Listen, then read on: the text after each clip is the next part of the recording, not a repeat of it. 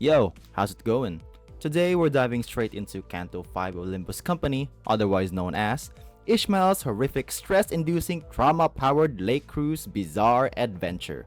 Because apparently in Project Moonland, going to the lake doesn't mean a casual fishing trip, it means collective suffering. So, let's get into it.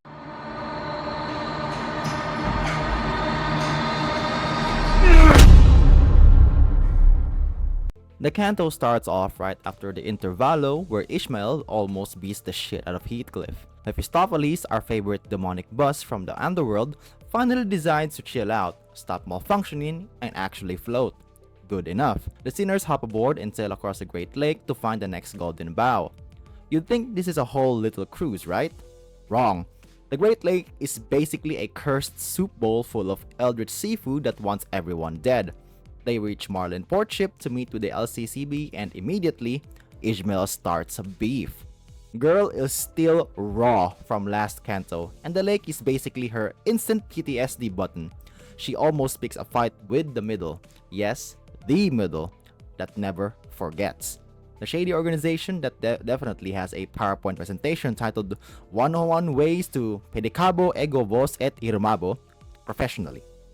Dante barely saves her from getting folded like fucking laundry. While searching for our missing LCCB agent, Dante just suddenly unlocks psychic powers. No tutorial, no skill tree, just boom. You can now see people's deepest desires. Okay, sure. They find the rookie agent and this guy looks like he escaped a horror game speedrun, which he then explains that the Twin Hook pirates took over El Corpus building, they were backed by a middle finger big brother, and then a giant monstrosity called the Pallid Whale rolled in and literally ate the entire building. Not damaged, not corrupted, ate the whole thing. The only reason the rookie survived is because his boss sacrificed themselves, made their soul or whatever the fuck is the equivalent of God is in the city, rip, to make him look important. Love that for him. Oh, and he drops a casual bomb. Saude is alive and now a manager. Fantastic. Girl went from survivor to corporate ladder speedrunner. As they travel deeper into the lake and regret their life choices, Ishmael's entire tragic backstory starts leaking out.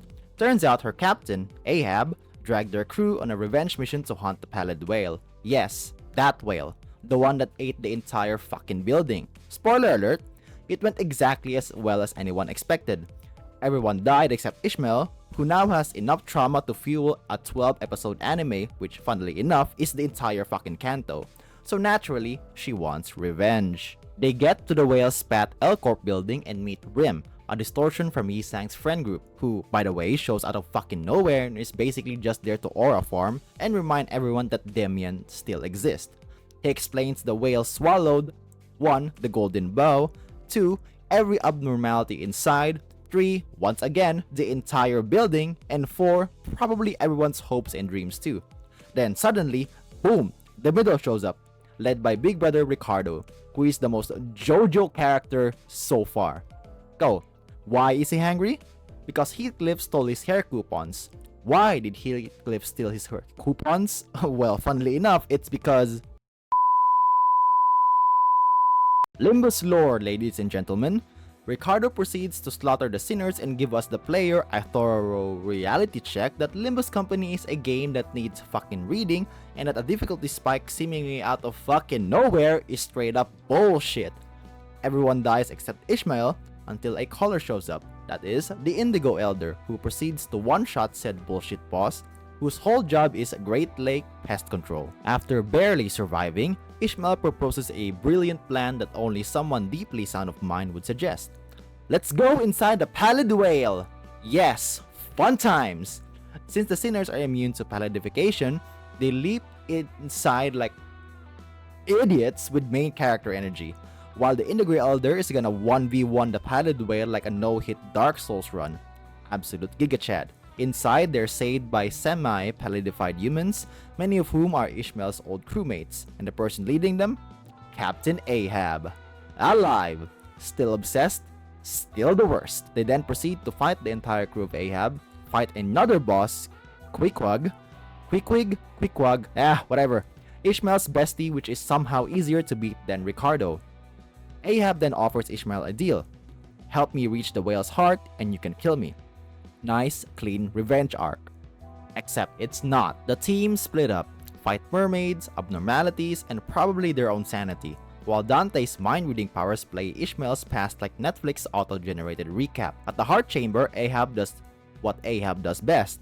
Betrays all her remaining crew. Again, truly consistent. You know, gotta give her props to that.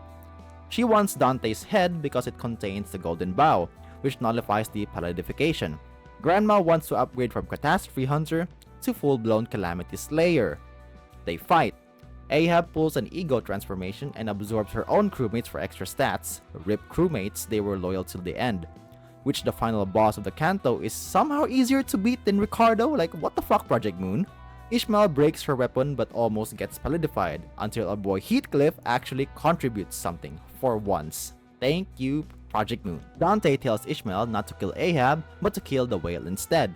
Ishmael levels up into her final form, goes full FGO Lancer, and rips out the whale's heart, golden bow included. Ahab mentally collapses and Ishmael tells her she's sparing her so she can suffer. Cold, effective, respect. The whale collapses, but the Indigo Elder throws them a rope like a Deus Ex Machina fisherman.